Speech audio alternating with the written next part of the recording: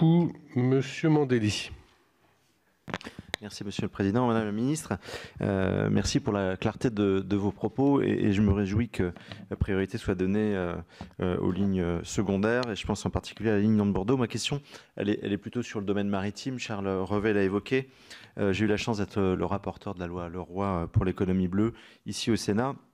Et nous avons abouti à un texte salué par l'ensemble des professionnels du secteur et tous ceux qui s'intéressent aux questions maritimes.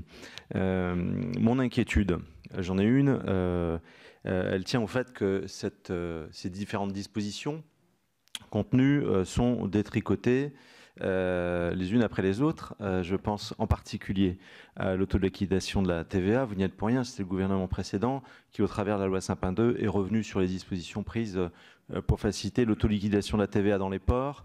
Vous évoquiez les 50% de marchandises destinées aux territoires français qui sont débarqués ailleurs. L'autoliquidation devait faciliter les choses et aboutir à la création d'environ 13 000 emplois. On a réduit le champ à hauteur de 50% des entreprises et notamment en supprimant un certain nombre de PME du dispositif. Deuxième point, Charles Revel l'a évoqué, il s'agit de l'exonération de charges, appelée le net wedge.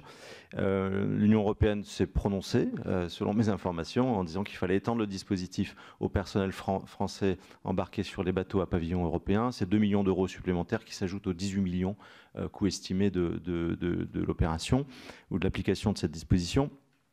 Moi, je regrette que pour 20 millions d'euros, on enlève une disposition importante qui est attendue par les professionnels pour un secteur ultra concurrentiel, que ça arrive 1 an et demi après le vote de la loi au Parlement.